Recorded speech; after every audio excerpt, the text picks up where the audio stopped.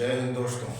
एक बार English grammar की दुनिया में फिर से आप लोगों का स्वागत है। आज मैं आपको ग्रामर में न्यू चैप्टर पढ़ाने जा रहा हूँ, वॉइस। कुछ परीक्षाओं में ये इम्पोर्टेंट है, बिहार बोर्ड में ज़रूरी है, 9th के लिए भी ज़रूरी है और विभिन्न बोर्ड के लिए भी ज़रूरी माना जाता है। लेकिन जब आप कॉम्पिटिटिव की दुनिया में प्रवेश करेंगे, प्रतियोगिता के दुनिया में SSC वगैरह के एग्ज़ाम देते हैं, बैंकिंग का देते हैं या और कुछ सारे एग्ज़ाम को देते हैं, तो लगभग एग्ज़ाम में देखते हैं क्या कि वॉइस एक चैप्टर रहता है, उससे 2 क्वेश्चन, 1 क्वेश्चन, 3 क्वेश्चन इस प्रकार से रहता है। तो कई मायनों में वॉइस हमारे लिए इम्पोर्टेंट है। आम बोलचाल की भाषा में देखते हैं तो वॉइस का बहुत ज़्यादा प्रयोग किया जाता है। जैसे किया जाता है, हमने यूज़ किया, तो ये पैसिव वॉइस में है। इसलिए वॉइस को गौर से देखेंगे और शुरू से देखेंगे। हाँ, वॉइस पढ़ने के पहले 2-3 चीज़ और जान लें। एक तो केस पढ़ लें, पहले ही पढ़ाया जा चुका है, और दूसरा पर्सन पढ़ लें। इन दोनों की ज़रूरत पड़ेगी। तीसरा जो सबसे ज़रूरी है वॉइस पढ़ने के पहले, वो टेंस है। तो टेंस भी आप देख लें। यदि टेंस में कोई प्रॉब्लम हो तो मैं ब्रैकेट में वर्ब का फॉर्म दे दूंगा, जिसे नरेशन से बताया गया था, नरेशन में डायरेक्ट इनडायरेक्ट स्पीच में। उसी प्रकार से इसमें भी आपको वर्ब का फॉर्म दे दिया जाएगा ब्रैकेट में। उससे आपका कम से कम टेंस क्लियर हो जाएगा और पैसिव अच्छा से समझ में आएगा। तो देखते हैं, वॉइस को लोग 2 भागों में बांटेंगे, एक एक्टिव हो गया, दूसरा पैसिव हो गया। एक्टिव वॉइस और पैसिव वॉइस। एक्टिव वॉइस को हिंदी में कहते हैं कर्तृवाच्य। कर्तृवाच्य मतलब कर्ता का प्रधानता होता है, सब्जेक्ट इज इंपॉर्टेंट। और दूसरा पार्ट हो गया पैसिव वॉइस, मतलब पैसिव में कर्मवाच्य, मतलब कर्म की प्रधानता, ऑब्जेक्ट की प्रधानता होगा, ऑब्जेक्ट डोमिनेट होगा। तो एक्टिव और पैसिव 2 पार्ट में हम उसको बांटते हैं। अब एक्टिव वॉइस समझेंगे कि क्या होता है कि वैसे सेंटेंस जिसमें सब्जेक्ट की प्रधानता हो, अर्थात सब्जेक्ट सेंटेंस के प्रारंभ में, उसे एक्टिव वॉइस कहा जाता है। एक्टिव में क्या होता है, तो सब्जेक्ट डोमिनेट होता है, सब्जेक्ट सेंटेंस के प्रारंभ में होता है, उसको हम लोग एक्टिव मानते हैं।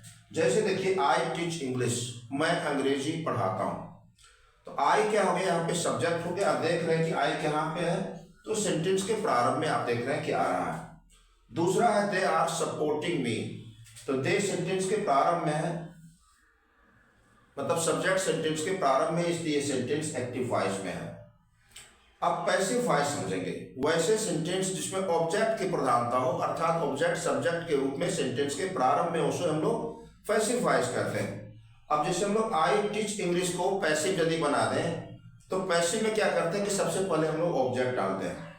ऑब्जेक्ट को आइडेंटिफाई करने में यदि आपको दिक्कत हो, तो मेन वर्ब जो होगा, मूल क्रिया होगा, उसके बाद जो रहेगा वो ऑब्जेक्ट होगा। ध्यान में रखना है आपको। इन any case you will find object after main verb. किसी भी स्थिति में ऑब्जेक्ट को आप मेन वर्ब के बाद ही पाएंगे। यहाँ पे देखिए, सपोर्टिंग मेन वर्ब हो गया, जिसके बाद मी ऑब्जेक्ट हो गया। यहाँ पे टीच मेन वर्ब हो गया, जिसके बाद इंग्लिश ऑब्जेक्ट हो गया। तो ध्यान में रखना है कि अब वर्ब तो पहचानना, हमारा डेली एक्टिविटी जो होता है, जितने सारे काम करते हैं वो वर्ब होता है। ऐसे वर्ब एक चैप्टर पढ़ा चुके हैं, उसको आराम से देख लेंगे। 4 लेक्चर में वर्ब को हमने पूरा किया है। तो मेरे इंस्पिरेशन इंग्लिश सेंटर के चैनल में जा करके वर्ब को पूरा डिटेल से देखिए, और वर्ब संबंधी कोई प्रॉब्लम हो तो कमेंट के माध्यम से आप पूछ सकते हैं। तो पैसिव में क्या होता है, ऑब्जेक्ट की प्रधानता। इसमें ऑब्जेक्ट यहाँ पे इंग्लिश था, इंग्लिश को हमने क्या किया कि शुरू में कर दिया, और टेंस के आधार पर हेल्पिंग वर्ब का प्रयोग किया जाता है, वो हम लोग आगे पढ़ेंगे।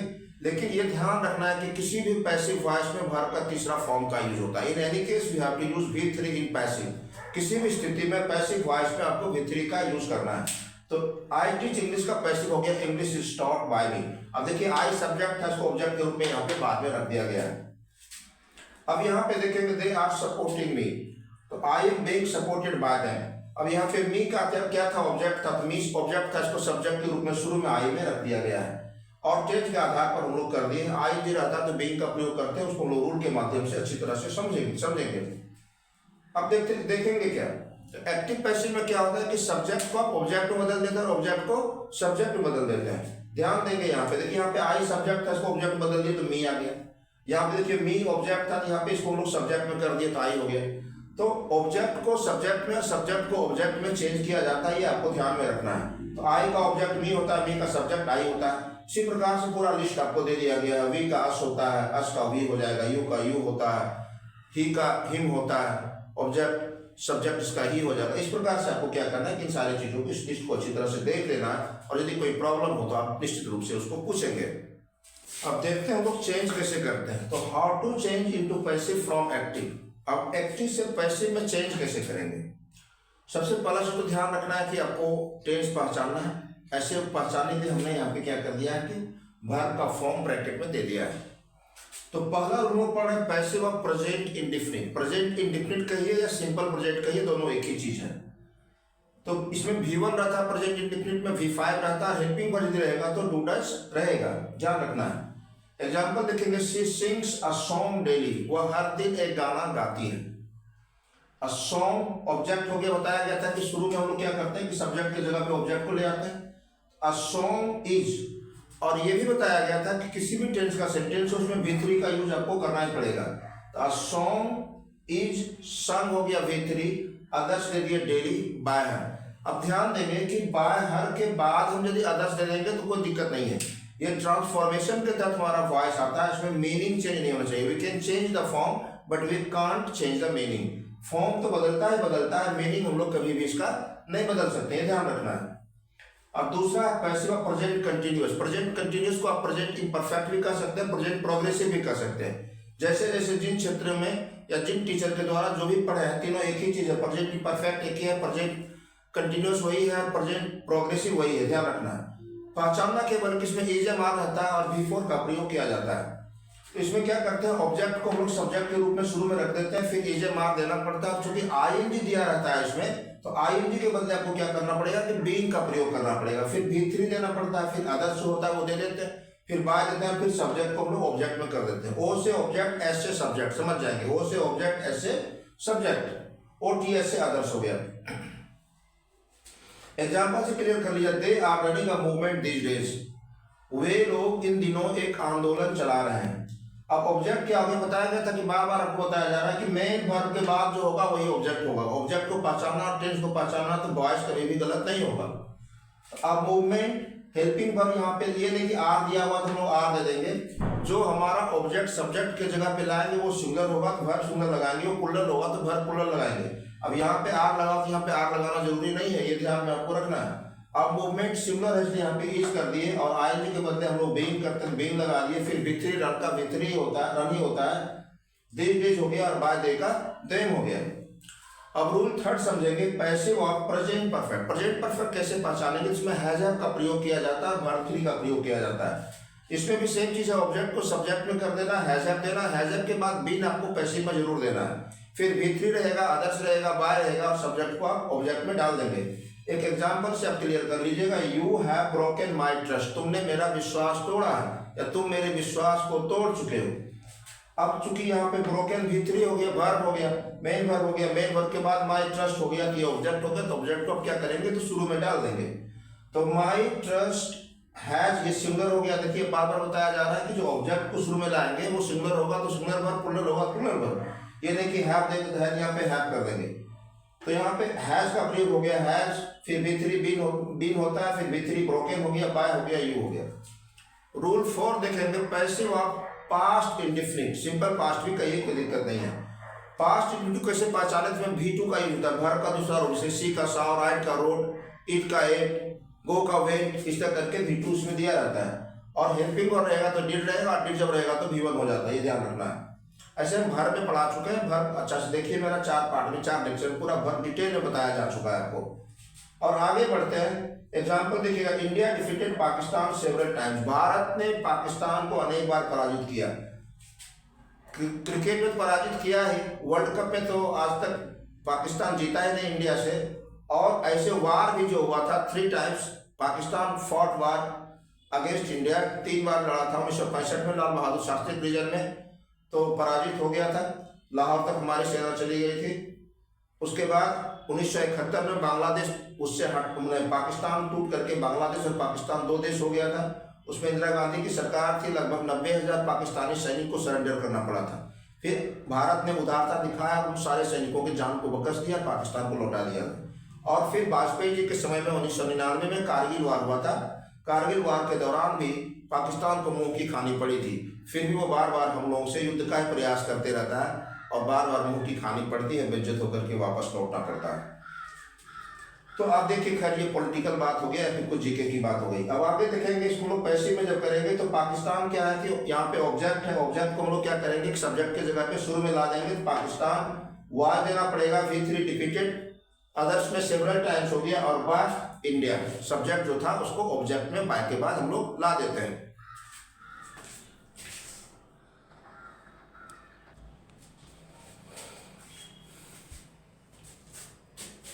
अब देखेंगे, आप पैसिव का रूल 5 देखिएगा। रूल 5 में बता रहा है कि passive of past continuous, past continuous कहिए, पास्ट इम्परफेक्ट कहिए या पास्ट प्रोग्रेसिव कहिए।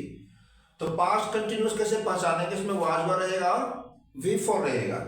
ध्यान देंगे इसमें भी ऑब्जेक्ट को हम लोग क्या करेंगे कि सब्जेक्ट में कर देंगे, फिर वाज वर करेंगे। ING जब भी रहेगा तो बीइंग का प्रयोग होता है, ये ध्यान रखना है। तो बीइंग हो गया, V3 हो गया, अदर्स हो गया, बाय हो गया, सब्जेक्ट को आप लोग ऑब्जेक्ट में बदल देंगे। एक एग्जाम्पल देखेंगे, we were protecting her that time, हम लोग उस समय उसकी हिफाजत कर रहे थे। अब ऑब्जेक्ट यहाँ पे क्या हो गया, हर हो गया, चूंकि मेन वर्ब प्रोटेक्ट के बाद हो रहा है, तो सी यहाँ पे हो जाएगा ऑब्जेक्ट को सब्जेक्ट में। तो सी वाज, फिर ING के बदले बीइंग देना पड़ता है, बीइंग कर दिए, फिर V3 हो गया, प्रोटेक्टेड हो गया, अदर्स हो गया, दैट टाइम बाय वी का अस हो गया। ये ध्यान रखना है। ये बार बार बता रहे हैं कि बाय हम लोग जो है बाय अस के बाद भी हम लोग अदर्स का प्रयोग कर सकते हैं, उसमें कोई दिक्कत नहीं, केवल मीनिंग में चेंज नहीं होना चाहिए, ध्यान रखना है आपको। रूल 6 में देखेंगे passive of past perfect. Past perfect कैसे पहचाने, उसमें तो हैड होता है और V3 होता है। सेम स्ट्रक्चर करना है कि ऑब्जेक्ट को सब्जेक्ट में कर देना, हैड है हेल्पिंग वर्ब तो हैड कर देना है, और हैड जैसे रहेगा तो बिल लग जाएगा, V3 हो जाएगा, अदर्स हो जाएगा, बाय सब्जेक्ट को आप ऑब्जेक्ट में कर देंगे। एग्जांपल देखेंगे, you had cheated me last month, गत माह तुमने मुझे धोखा दिया था, तुमने मुझे गत माह धोखा दिया था। दोनों ढंग से आप बोल सकते हैं। तो ऑब्जेक्ट यहाँ पे क्या हो रहा है, मी हो रहा है, तो मी को क्या करता है सब्जेक्ट में बदल देंगे तो आई हो गया। उसके बाद फिर हैड लगा दीजिएगा, फिर बी लगेगा, हैज हैव हैड जहां भी रहेगा पैसिव बनाने के लिए उसके बाद बी आपको देना पड़ेगा। जैसे जिसमें V4 रहेगा, V4 के बाद किसी भी स्थिति में आपको पैसिव बनाने के लिए उसके लिए बी का प्रयोग करना पड़ेगा। V4 मतलब इसमें ING लगा रहता है। तो यहाँ पे हो गया V3 चीटेड, फिर लास्ट मंथ अदर्स हो गया, फिर बाय सब्जेक्ट को हम लोग ऑब्जेक्ट में बदल दिए। रूल 7 देखिए, passive of future indefinite, simple future भी इसको आप कह सकते हैं। इसमें शैल विल रहेगा जरूर और V1 रहेगा। तो क्या करेंगे, इसका स्ट्रक्चर ऑब्जेक्ट को सब्जेक्ट में शैल विल देंगे, जैसे ही शैल विल लगा रहेगा उसके बाद बी लग जाएगा। किसी भी स्थिति में शैल विल के बाद आपको बी लगाना है, पैसिव में ध्यान रखना है। फिर V3 हो जाएगा, अदर्स हो जाएगा, बाय हो जाएगा, सब्जेक्ट को ऑब्जेक्ट हो जाएगा, ऑब्जेक्ट में बदल देंगे। बार बार बताया जा रहा है कि पैसिव में हमेशा V3 का प्रयोग रहता है, वो टेंस किसी भी हो, कोई भी टेंस हो, उससे कोई फर्क नहीं पड़ता है। अब यहाँ पे देखेंगे example, she will begin a new project next month, वह अगले सप्ताह एक नई योजना को प्रारंभ करेगी। ऑब्जेक्ट क्या हो गया यहाँ पे, अ न्यू प्रोजेक्ट हो गया, चूंकि बिगिन वर्ब के बाद आ रहा है तो अ न्यू प्रोजेक्ट कर दिए, फिर हेल्पिंग वर्ब यहाँ पे विल है तो विल कर दिए, फिर बी कर दिए, V3 बिगन हो गया, और नेक्स्ट मंथ अदर्स हो गया, बाय सी का हम लोग हर कर दिए। और उसके बाद देखेंगे रूल 8 देखिएगा, passive of future perfect. Future perfect कैसे पहचानेंगे, उसमें शैल विल होता है, हैव होता है और V3 का प्रयोग किया जाता है। एक एग्जांपल से हम क्लियर कर लेते हैं, they will have formed a new party, they will have formed a new party, उन लोगों ने एक नई दल की स्थापना की होगी। तो अ न्यू पार्टी यहाँ पे हो गया, फॉर्म मेन वर्ब के बाद अ न्यू पार्टी, फिर विल, फिर हैव और बिल इसके बाद देना पड़ेगा। जैसे हैज हैव लगेगा, हैड लगेगा तो बिल देना पड़ेगा, तो बिल हो गया। V3 फॉर्म बाय देखा देम कर देते हैं।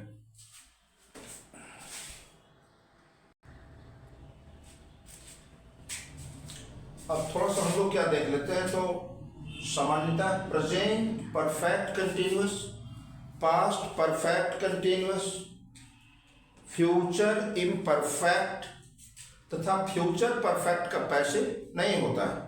क्यों नहीं होता, इसका रीजन हम लोग जान लेंगे थोड़ा सा, और उसको एग्जाम्पल के माध्यम से, through example we can understand और we will try to understand. Example के से हम लोग समझने की कोशिश करेंगे। जैसे देखिएगा, I have been teaching English for 30 years.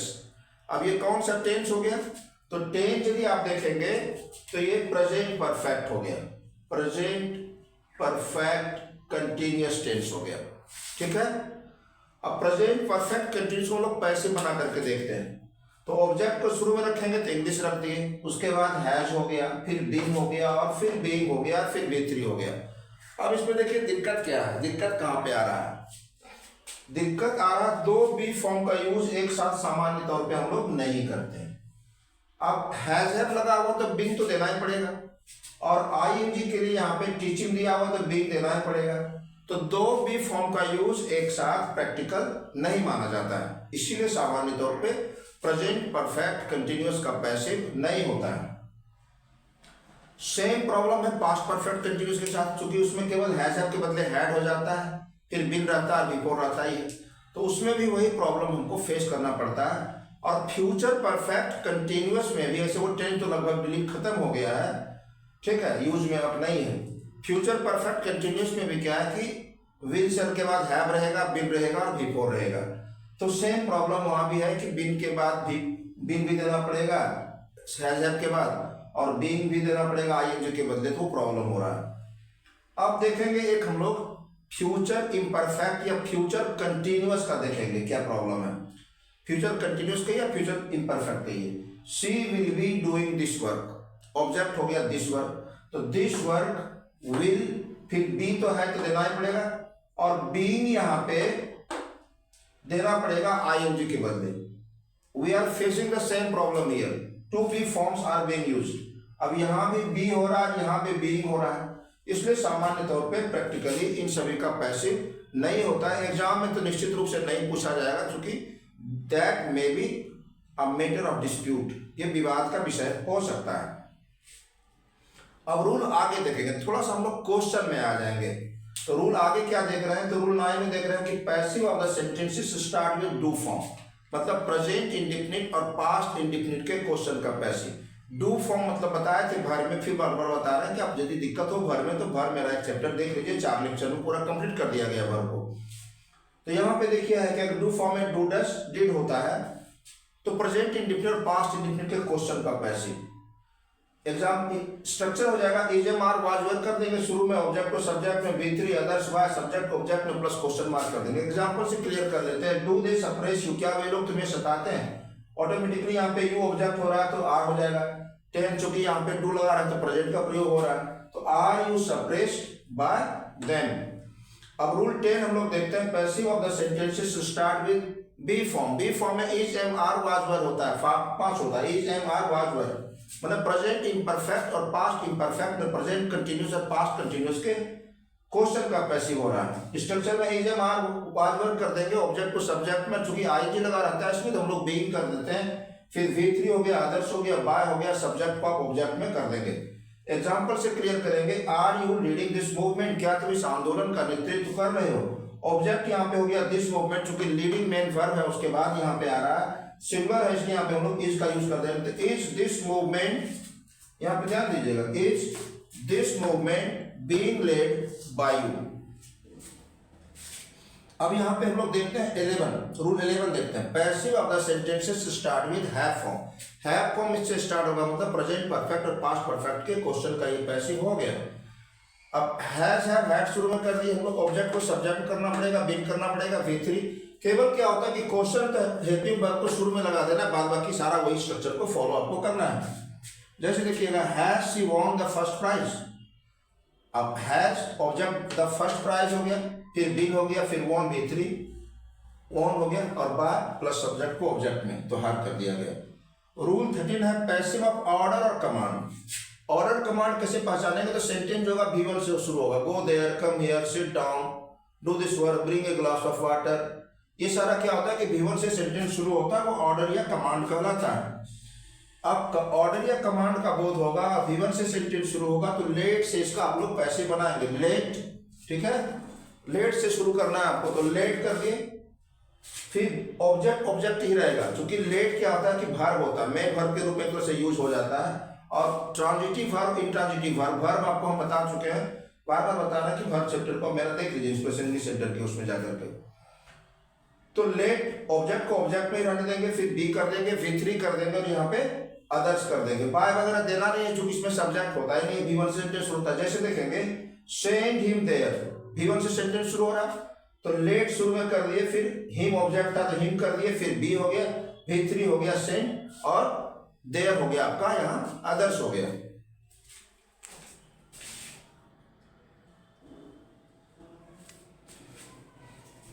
अब थोड़ा सा देख लेंगे, यदि ऑर्डर के सेंटेंस में ऑब्जेक्ट न हो, रूल जो हम लोग 13 पढ़े थे उसका नोट है, यदि ऑब्जेक्ट के ऑर्डर के सेंटेंस में ऑब्जेक्ट न हो तो उसका पैसिव इस प्रकार होता है। किस प्रकार करेंगे, तो यू आर ऑर्डर टू करेंगे प्लस V1 कर देंगे प्लस अदर्स कर देंगे, क्योंकि ऑब्जेक्ट तो रहेगा नहीं।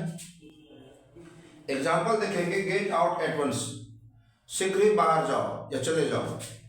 अब यहाँ पे इसको जो हम लोग पैसिव कर रहे हैं तो क्या कर रहे हैं, you are order to get out at once.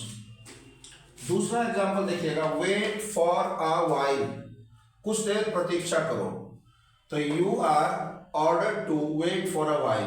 इसको आप ऐसे भी कर सकते हैं, you are asked to wait for a while, you are asked to get out at once. तो ऑर्डर के बदले जो हम लोग आस्क्ड भी कर देते हैं तो कोई दिक्कत आपको नहीं होनी चाहिए, ध्यान रखना है, क्योंकि लगभग दोनों एक ही सेंस दिखा रहा है। आगे बढ़ते हैं हम लोग, रूल 14 में है पैसिव ऑफ एडवाइस। अब एडवाइस कैसे पहचानेंगे, इसमें भी सेंटेंस V1 से शुरू होगा लेकिन एडवाइस का भाव इसमें छिपा रहेगा, ये ध्यान रखना है। जैसे देखिएगा, तो इसका ऑब्जेक्ट को सब्जेक्ट में करना है, शुड कर देना है, बी करना है, V3 करना है, अदर्स करना है। एग्जाम्पल से क्लियर करिएगा, हेल्प द पुअर, गरीबों की सहायता करने के लिए हम लोग आदेश नहीं दे सकते हैं, किसी को सलाह दे सकते हैं, इसलिए यहाँ पे क्या होगा, the poor should be helped, ये ध्यान देना है। उसी ढंग से take medicine at a proper interval, proper interval पे दवा लें, तो medicine should be taken at a proper interval, ये आपको देना पड़ेगा, शुड इसमें लगाना है। और यदि एडवाइस के सेंटेंस में भी आपको ऑब्जेक्ट ना हो तो उसका पैसिव कैसे बना देंगे, तो यू आर एडवाइज टू, यहाँ पे ध्यान रखना है SED करना है, क्योंकि SE वर्ब होता है, इसका अर्थ होता है सलाह देना, सी जो होता है एडवाइस में उसका अर्थ होता है सलाह, वो नाउन हो जाता है। तो you are advise to plus V1 कर देंगे प्लस अदर्स कर देंगे। जैसे walk daily in the morning, रोज सुबह में टहलो, तो you are advise to walk daily in the morning. अब रूल 15 देखेंगे, पैसिव ऑफ रिक्वेस्ट। रिक्वेस्ट में क्या रहेगा, या तो सेंटेंस के शुरू में प्लीज या काइंडली रहेगा, या सेंटेंस के अंत में प्लीज या काइंडली रहेगा, ठीक है। जैसे प्लीज गो देयर या go there please, sit down please sit down या सिट डाउन प्लीज, तो प्लीज या काइंडली सेंटेंस के शुरू में अंत में आपको रहेगा ही रहेगा। इसको जब पैसिव बनाएंगे तो यू आर रिक्वेस्टेड टू करना है प्लस V1 करना है, ऑब्जेक्ट करना है और अदर्स करना है। एग्जाम्पल देखिए, please give me one chance, कृपया मुझे एक चांस या एक अवसर दें, तो you are requested to give me one chance. इसको आप ऐसे भी कर सकते हैं, I should be given one chance, ऐसे भी आप बना सकते हैं। अब हम लोग 16 देखते हैं, पैसिव ऑफ प्रोहिबिशन, मना करना, किसी को प्रोहिबिट करना। तो प्रोहिबिट करेंगे तो ऑटोमेटिकली सेंटेंस क्या होगा, डोंट या नेवर से आपका शुरू होगा। जैसे देखिएगा, यू आर प्रोहिबिटेड टू, इसका स्ट्रक्चर हो जाएगा plus V1 plus object plus others plus ever. जैसे डोंट शाउट लाउडली, अब इसको जब पैसिव करेंगे तो you are prohibited to shout loudly. Ever कर देंगे यदि सेंटेंस आपका नेवर शुरू होता है, जैसे होता है कि नेवर शाउट लाउडली, तो कर दे you are prohibited to shout loudly, ever अंतिम में जोड़ देते। लेकिन यदि प्रोहिबिशन के सेंटेंस से आपको एडवाइस का बोध हो जाए, इंस्ट्रक्शन का बोध हो जाए, वार्निंग का बोध हो जाए, तो वैसी स्थिति में क्या करेंगे, तो देखिए नेवर मिस दिस अपॉर्चुनिटी, अब इससे एडवाइस का बोध हो रहा है कि इस अवसर को कभी मत गवाओ, तो you are advised not to. Not के पहले टू नहीं लगाना, ये ध्यान रखिए, क्योंकि नॉट का प्रयोग एडवर्ब के रूप में होता है, एडवर्ब के पहले कोई प्रीपोजिशन नहीं लगता है, तो नॉट के बाद लगाना है इंफिनिटिव को शो करने के लिए। तो you are advised not to miss this opportunity. Instruction रहता या वार्निंग रहता, never touch a live wire, अब यहां पे क्या हो गया कि वार्निंग हो गया, तो you are warned not to touch a live wire ever. इस प्रकार से आप बना सकते हैं बहुत सारे सेंटेंस। अब थोड़ा रूल 17 हम लोग समझ लेंगे, passive of double objects. Object दो होता है, कौन कौन होता है, एक डायरेक्ट ऑब्जेक्ट होता है, दूसरा इनडायरेक्ट ऑब्जेक्ट होता है। समझिएगा यहाँ पे डायरेक्ट ऑब्जेक्ट क्या होता है, कोई भी थिंग हो गया उसको लोग डायरेक्ट ऑब्जेक्ट कहते हैं। जैसे पेन हो गया, फैन हो गया, वॉच हो गया, मोबाइल हो गया, ये सब क्या हो गया, डायरेक्ट ऑब्जेक्ट हो गया। और इनडायरेक्ट ऑब्जेक्ट क्या होता है, पर्सन या पर्सनल प्रोनाउन। जैसे कोई नाम हो गया तो वो इनडायरेक्ट ऑब्जेक्ट हो जाएगा। पर्सनल प्रोनाउन से मी हो गया, अस हो गया, यू हो गया, हिम हो गया, हर हो गया, ये सब क्या हो गया, इनडायरेक्ट ऑब्जेक्ट हो गया।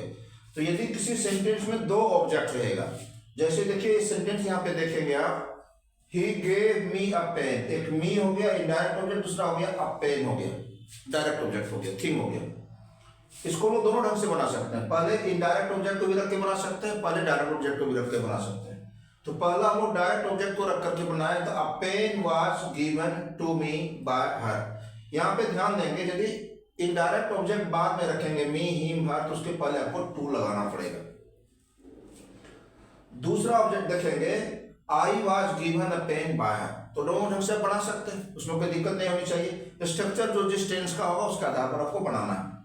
अब रूल 18 देखेंगे, passive of infinitive. Infinite verb एक चैप्टर पढ़ाएंगे, सिर्फ वर्ब चैप्टर में कुछ ना कुछ आपको बताया गया है, आप देख लेंगे वर्ब, बार बार हम रिपीट कर रहे हैं। तो पैसिव ऑफ इंफिनिटिव, इंफिनिटिव क्या है, 2 + V1 इसमें आता है, फुल इंफिनिटिव कहलाता है। तो ऑब्जेक्ट को सब्जेक्ट में बदलेंगे ही, हेल्पिंग वर्ब रहेगा, टू देंगे, टू उसमें रहेगा ही रहेगा, क्योंकि 2 + V1 होता है। फिर बी कर देंगे, V3 कर देंगे, अदर्स कर देंगे, बाय सब्जेक्ट को ऑब्जेक्ट में कर देंगे। एग्जाम्पल से क्लियर करते हैं, they are to launch a new scheme. A new scheme is, to दिया हुआ तो टू कर लिए, be V3 launched by them. It is to do, it is to be done, कोई दिक्कत नहीं है। You have to do it, it has to be done by you, इस ढंग से करके आप बना सकते हैं। आप देखेंगे आप लोग passive of WH word, WH word का स्ट्रक्चर हम नहीं पढ़ेंगे, क्योंकि अलग अलग जो वर्ड होगा उसका पैसिव अलग अलग ढंग से बनेगा। एक हु वाला क्या होता है, उसको बाय हुम करके हम लोग बना देते हैं।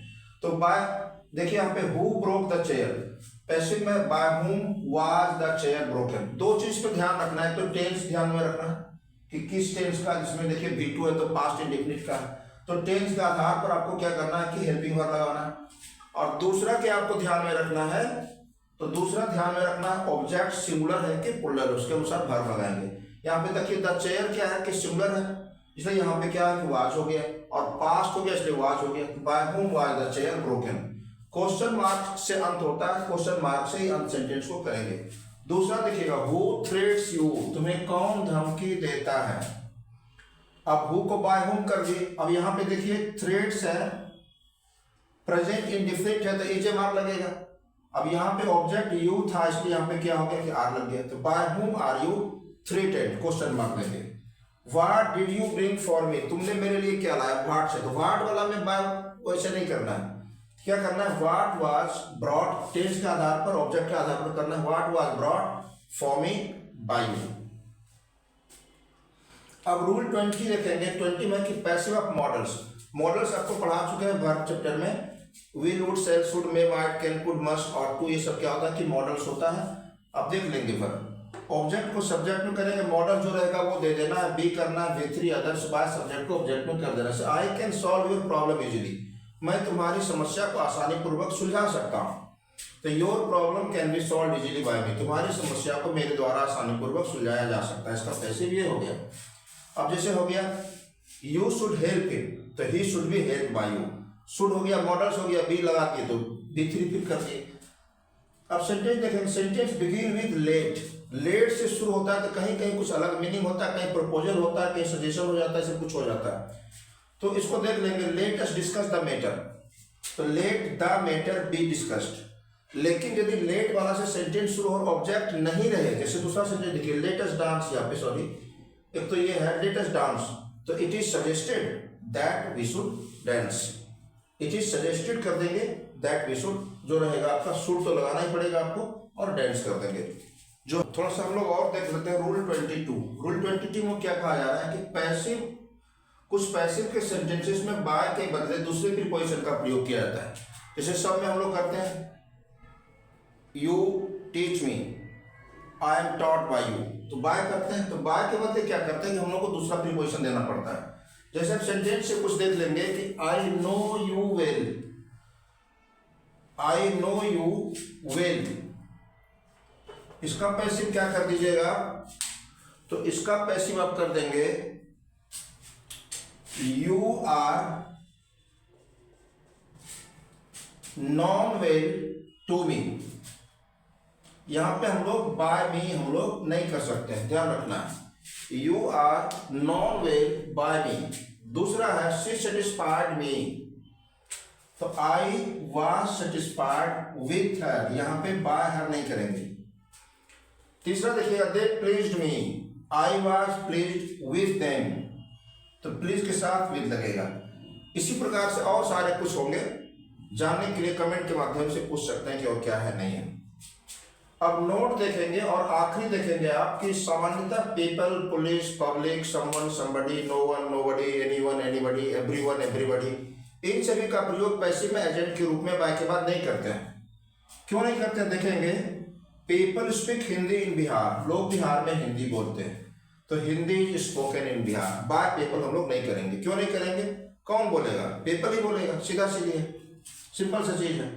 Someone has stolen my pen, किसी ने मेरा कलम चुरा लिया है, तो my pen has been stolen, यहाँ पे बाय समवन करने की जरूरत नहीं, कुछ चूंकि किसी के द्वारा ही चुराया गया होगा। ये टोटली 22 रूल्स आपको बताया गया है। कुछ और आपका बचा होगा या बचेगा ही, उसको हम लोग देखेंगे कमेंट के माध्यम से, आप जानने की कोशिश करेंगे। पूछिए। इस चैनल को अधिक से अधिक आप सब्सक्राइब करिए, जो अभी तक सब्सक्राइब नहीं किए सब्सक्राइब कर लीजिए, लाइक करिए, अधिक से अधिक लोगों तक शेयर करके पहुंचाने की कोशिश करिए।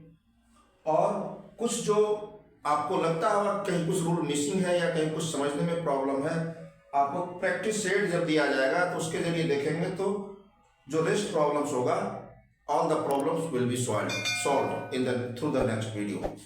Thank you.